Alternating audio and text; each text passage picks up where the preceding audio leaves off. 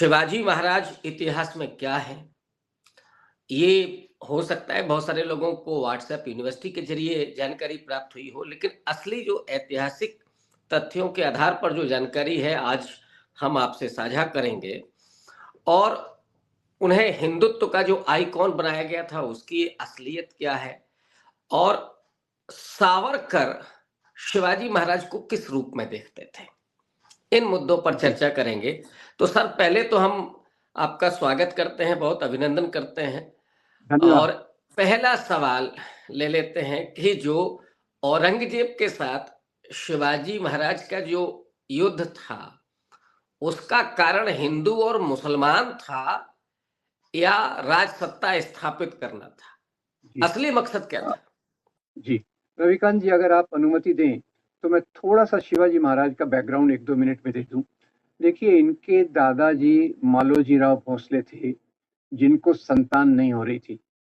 तो जैसे पहले परंपरा रहती थी, संतान नहीं होती तो लोग जाके पीर की दरगाह पे मन्नत माँगते थे। तो वो एक पीर की दरगाह पे गए, जिनका नाम था शाहजी शरीफ जी।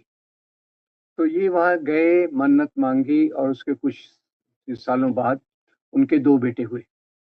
तो एक का नाम उन्होंने रखा शाहजी और एक का नाम रखा शरीफ जी। तो शाहजी के बेटे शिवाजी महाराज थे, नंबर 1। नंबर 2, इनके पिता कोई राजा नहीं थे। और शिवाजी महाराज की जो ख़ास बात है कि वो आस-पास देख रहे थे कि गरीब किसानों का कितना शोषण हो रहा है। तो अगर जो ज़मींदार थे, जो बाकी टैक्स लगाने वाले थे, वो किसानों का बहुत शोषण कर रहे थे, तो उन्हें लगा मुझे अपना राज्य स्थापित करना चाहिए। तो इसके लिए उन्होंने पहले चंद्रराव मोरे नाम के एक राजा पर आक्रमण किया, कुछ लोगों को मिलकर। उनका खजाना लूट लिया और उस खजाने के आधार पे उन्होंने छोटी-सी सेना बनाई, जो धीरे-धीरे बड़ी होती गई।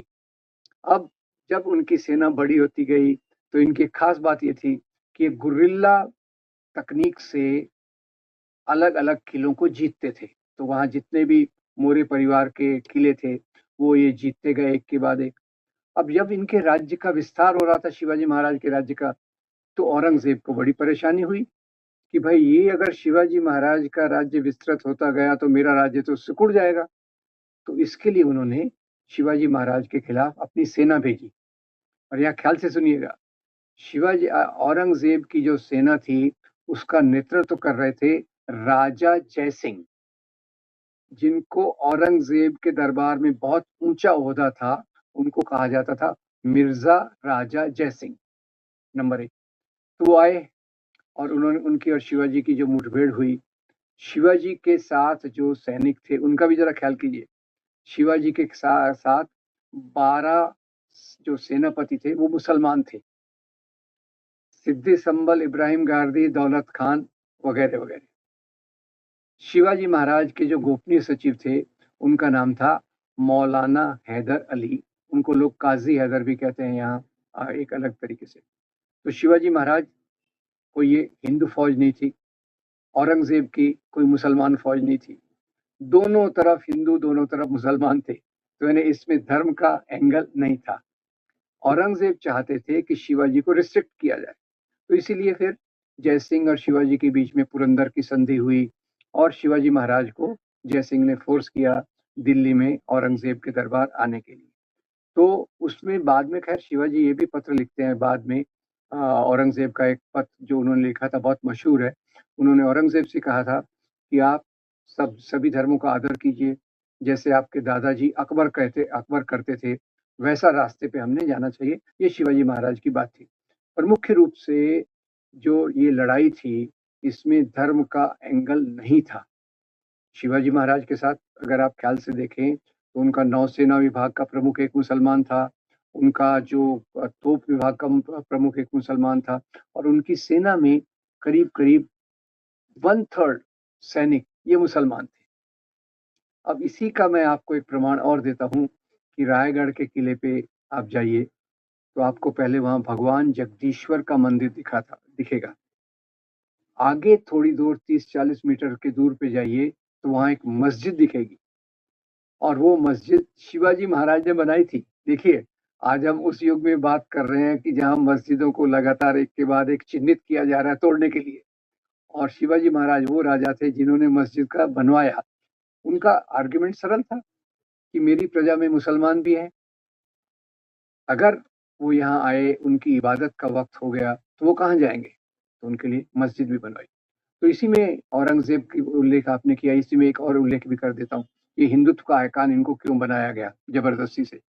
दूसरे एक आदिलपुर के बीजापुर के आदिल शाह थे, वो भी देख रहे थे कि शिवाजी अपने राज्य का विस्तार कर रहे हैं, तो उन्होंने अपने एक सेनापति अफजल खान को भेजा कि जाओ तुम शिवाजी को हरा के आओ। तो अफजल खान आया, एक पहाड़ पर उसने अपना तंबू लगाया और अफजल खान ने शिवाजी महाराज को ट्रैप करने की कोशिश की, कहा कि आओ हम मिलजुल कर बात कर लेते हैं। शिवाजी महाराज ने सोचा होगा अच्छी बात है, पर उन्होंने एक शर्त रख दी कि आप जब आओगे आपके पास हथियार नहीं होना चाहिए। मेरे पास भी हथियार नहीं रहेगा, ऐसा अफजल खान ने कहा। शिवाजी महाराज ने कहा होगा ओके। वो घोड़े पर बैठकर जा रहे थे इनसे मिलने के लिए अफजल खान से, तो उनके एक जासूस बॉडीगार्ड ने उनको रोका, पूछा कहाँ जा रहे हैं? इन्होंने कहा अफजल खान को मिलने जा रहा हूँ। पूछा आपकी तलवार कहाँ है?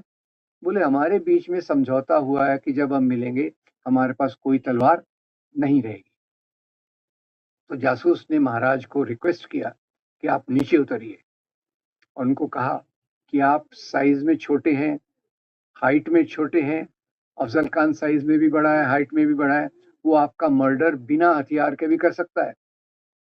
तो महाराज भोले मत बनो, ये गुप्त हथियार वाघ नख लेकर जाइए। और ये जासूस का नाम था रुस्तमे जमान। शिवाजी महाराज के जो बॉडीगार्ड थे उसमें बड़ा तबका मुसलमानों का भी था। खैर आगे सुनिए। अब शिवाजी महाराज आते हैं, अफजल खान जैसे नजदीक पहुंचते हैं, अफजल खान उन पर अटैक करता है उनका गला दबाने के लिए। शिवाजी महाराज अपना वाघ नख निकाल के उनके पेट में डाल देते हैं। अफजल खान गिर जाता है, और अफजल खान जब गिर जाता है तो उनका सचिव कृष्णाजी भास्कर कुलकर्णी शिवाजी पर अटैक करने आता है। यहां मैं रुक जाता हूं। तो शिवाजी महाराज के साथ रुस्तमे जमान है और अफजल खान के साथ कृष्णाजी भास्कर कुलकर्णी है। ये भी बता दूं कि अफजल खान जब आया तो उसने पहले ब्राह्मणों से यज्ञ करवाया उसकी विजय के लिए। तो खैर ये हिंदू मुसलमान का मामला देखकर इसको हिंदुत्ववादी ताकतें शिवाजी महाराज को अपना एक आइकॉन बनाते हैं और कहते हैं कि ये गो ब्राह्मण प्रतिपालक राजा था।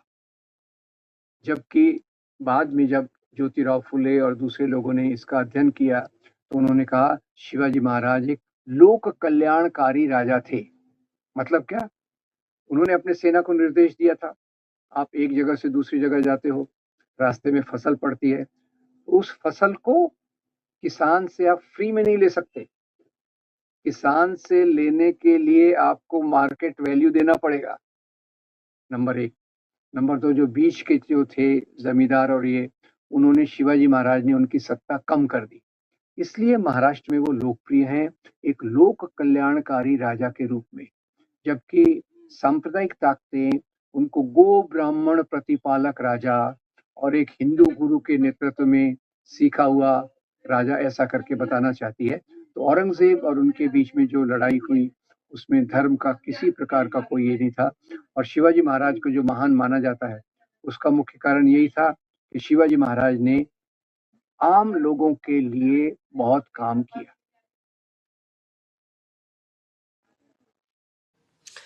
सर इसी से जुड़ा हुआ एक एक सवाल है और बहुत महत्वपूर्ण है, आपने कई जगह लिखा भी है उसको, कि सावरकर जो हिंदुत्व नाम की किताब लिखते हैं 1923 में, और हिंदुत्व को एक तरह से आर्किटेक्ट वही हैं। यहाँ तो जो आरएसएस है और अभी की जो हिंदू सांप्रदायिक ताकतें हैं वो शिवाजी को अपने नायक के तौर पर पेश करती हैं। उसके सामाजिक प्रभाव क्या हैं, सामाजिक कारण क्या है, उस पर हम लोग चर्चा करेंगे ही। लेकिन सावरकर ने शिवाजी की आलोचना की है युद्ध जी के संदर्भ में, खास करके वो आलोचना क्या है? सावरकर जी आलोचना करते हैं और ये उनको नायक मानते हैं, जी ये खेल क्या है? जी, ये दोनों से मिलते जुलते हैं। मैं इसमें थोड़ा सा बताता हूँ कि हर एक राजा की सेना पड़ोस के क्षेत्र में लूट मार करने जाती है, तो सावरकर की आलोचना के पहले मैं ये बता दूं कि शिवाजी महाराज कैसे सभी धर्मों का आदर करते थे। तो एक बार पहली बार उनकी जो सेना सूरत गई लूटमार करने, तो शिवाजी महाराज ने उनको निर्देश दिया कि आप जो जा रहे हैं, तो आप जब लूटमार करेंगे, अगर आपके हाथ में दूसरे धर्म के व्यक्ति की कोई पवित्र पुस्तक आ गई, तो उसका अपमान मत कीजिएगा, उस धर्म के व्यक्ति को वापस कर दीजिए। दूसरा, सूरत में फादर एम्ब्रोस पिंटो का आश्रम है, उस पे कोई नुकसान नहीं होना चाहिए। और तीसरा, रास्ते में हजरत बाबा बहुत थोर वाले की दरगाह है, उनको मेरी तरफ से एक भेंट दे देना। पहली बात। अब ये दूसरी जो उनका कल्याण और बसीन जो बंबई के पास है, वहां उनकी फौज गई, लूटमार की, और जैसे सेनाएं पहले करती थी, स्त्रियों को भी उठा के ले आती थी, ये सभी सेनाएं करती थी, शायद आज भी करती हैं। तो वो कल्याण के सूबेदार की जो पुत्रवधू थी, बहुत सुंदर थी, उसको उठा के लाए और उन्होंने शिवाजी महाराज को भेंट के रूप में दिया। शिवाजी महाराज तमतमा गए, बोले आप ये कैसे कर सकते हैं, किसी और की बीवी है, किसी और की बहू है, ये मेरी माँ के समान है, आपको पूरे आदर के साथ उसके घर पे छोड़ के आइए। अब ये घटना का उल्लेख जब आता है, तो सावरकर यहाँ कहते हैं, क्या शिवाजी महाराज के लिए तो बदला लेने का बहुत अच्छा टाइम था? तो उन्होंने बदला क्यों नहीं लिया? क्योंकि पितृसत्तात्मक मूल्य जो हैं, वो स्त्रियों के शरीर पर खेले जाते हैं। Whole patriarchal ideology, it makes women's body as a playground. तो इस आधार पे सावरकर, क्योंकि वो तो पितृसत्तात्मकता की विचारधारा हिंदुत्व को सामने रख रहे थे, तो उसके हिसाब से उन्होंने शिवाजी महाराज की आलोचना की। और आरएसएस उसको अपना आइकॉन क्यों बनाता है? क्योंकि उन्होंने औरंगजेब और अफजल खान से लड़ाई की। तो इस मैं ऐड कर दूं कि अफजल खान पिछले 10-15 साल पहले हमारे महाराष्ट्र के सांगली में अफजल खान का एक बड़ा पोर्ट्रेट बनाया गया, अफजल खान शिवाजी का, जिसमें अफजल खान हरे कपड़े पहने हुए हैं और शिवाजी महाराज भगवे कपड़े पहने हुए हैं। ऐसा कभी होता भी नहीं था। शिवाजी महाराज एक चाकू से अफजल खान को मार रहे हैं, ये जगह जगह लगाया गया। और ये काफी आक्रामक हो गए, सांप्रदायिक ताकतें बहुत आक्रामक हो गई और उन्होंने इस पे बाद में 2-1 हफ्ते बाद वहां दंगे भी करवाए। तो ये पोर्ट्रेट का फायदा लेकर, अफजल खान का नाम लेकर महाराष्ट्र में शिवाजी महाराज को एक गौरवान्वित किया जाता है और साथ ही साथ मुसलमानों के खिलाफ नफरत फैलाने के लिए आरएसएस उसको अपने हथियार के रूप में इस्तेमाल भी करती है। अब ये घटना देखिए, अफजल खान का उपयोग, औरंगजेब का उपयोग, जबकि हम देखते हैं कि अफजल खान के साथ तो कृष्णाजी भास्कर कुलकर्णी था, शिवाजी महाराज के साथ कितने मुसलमान सैनिक थे। और सुनिए रविकांत जी कि उनके जो सबसे बड़े सचिव थे शिवाजी महाराज के, उनका नाम था काजी हैदर। जैसे मैंने कहा, इसको थोड़ा अंडरलाइन करने की जरूरत। तो ये 2-3 घटनाओं से जो बात है। अच्छा, एक और इसमें मैं ऐड कर देता हूँ कि जैसे इनका एक नैरेटिव है संघ परिवार का कि शिवाजी महाराज गो ब्राह्मण प्रतिपालक राजा थे। ज्योतिराव फुले बाद में जब आते हैं, तो ज्योतिराव फुले ये देखते हैं कि शिवाजी महाराज तो वास्तव में सभी धर्मों का आदर करते थे, सभी जातियों का आदर करते थे। और तो और एक घटना बीच में बता दूं कि शिवाजी महाराज को जब राज्याभिषेक करना था, उसके लिए तो ब्राह्मण की जरूरत थी, तो यहाँ के ब्राह्मणों ने उनका राज्याभिषेक करने से इनकार कर दिया। तो काशी से गागा भट्ट नाम के एक ब्राह्मण को उन्होंने बड़ी दक्षिणा लेकर लाया, जिसने शिवाजी महाराज का राज्याभिषेक किया। तो ये और फिर ज्योतिराव फुले ने शिवाजी महाराज के जीवन को जब देखा, तो उन्होंने, वो पहले व्यक्ति थे जिन्होंने शिवाजी महाराज की समाधि को ढूंढा रायगढ़ में। ज्योतिराव फुले ने शिवाजी महाराज पर एक पोवाड़ा लिखा। पोवाड़ा नहीं, जो महाराष्ट्रियन फोक सॉन्ग होता है ना, जो गांव-गांव में लोग अभी गाते हैं शिवाजी महाराज पे। ज्योतिराव फुले ने उनकी 2 बातों को रेखांकित किया। एक तो जाति व्यवस्था के आधार पे वो नहीं चलते थे। दूसरा, जो यहाँ के दलित हैं, उनका भी पूरा सम्मान करते थे। और तीसरा, जैसे स्त्रियों के बारे में भी ये बात कह के ज्योतिराव फुले इससे बहुत प्रभावित हुए। तो अलग शिवाजी महाराज के बारे में बहुत 2 बातें हैं। एक तो धर्म के नाम पे कुछ लोग उनका दुरुपयोग करते हैं और दूसरा जाति के आधार पे भी कुछ लोग उसका दुरुपयोग करते हैं। जो सवर्ण वर्ग है, उनको केवल गाय और ब्राह्मण का सेवक मान के उनको प्रतिबिंबित करता है और उनको अपना आइकॉन बनाता है और ज्योतिराव फुले भी उनको अपना आइकॉन बनाते हैं। कारण अलग है। कारण क्या है कि वो देखते हैं कि शिवाजी महाराज ने दलितों के प्रति पूरा न्याय किया, स्त्रियों के प्रति न्याय किया, रैयत पर जो टैक्स लगता था उसको कम किया। सर, उत्तर भारत में आप तो महाराष्ट्र में हैं, मैं यूपी में हूं और यूपी में इस समय शिवाजी महाराज को एक जाति विशेष अपने आइकॉन के रूप में आजकल पेश कर रही है कुर्मी समाज जो है जी वहां शायद कुनबी है जी महाराष्ट्र कुनबी। में। हाँ और इतिहास में आप वो सारी चीजें मुझे लगता है आपके जरिए सामने आए तो ज्यादा ऑथेंटिक होगी। जी यहाँ पे जो डिस्कोर्स चल रहा है, जो बहुजन डिस्कोर्स जिसको हम कहते हैं बी ऑफ हिस्ट्री राइटिंग का, उसमें ये माना जा रहा है कि शिवाजी कुर्मी समाज से हैं और शायद उनका जो मातृवंश है वो यादव समाज का है। तो जी ये क्या हिस्ट्री है, उनके जन्म देखिए से जुड़ा हुआ, उनके माता पिता से जुड़ा हुआ? देखिए महाराष्ट्र में इसके बारे में ज्यादा उल्लेख नहीं मिलता। अब यहाँ जो हमारी बहुत बड़ी human rights activist Teesta Setalvad हैं, उन्होंने एक टीचर्स के लिए हैंडबुक निकाली थी। उसमें उन्होंने शिवाजी के बारे में ये जात का उल्लेख किया था। तो उसके बाद यहाँ उसके खिलाफ एक कैंपेन चलाया गया तीस्ता जी के खिलाफ और बताने की कोशिश की गई, ये देखो भाई ये कौन है जो हमारे शिवाजी महाराज को लो कास्ट का कह के अपमान कर रही है। अब सच्चाई तो यही है कि भाई जो वो थे, इसीलिए तो ब्राह्मणों ने उनका राज्याभिषेक करने से इनकार कर दिया।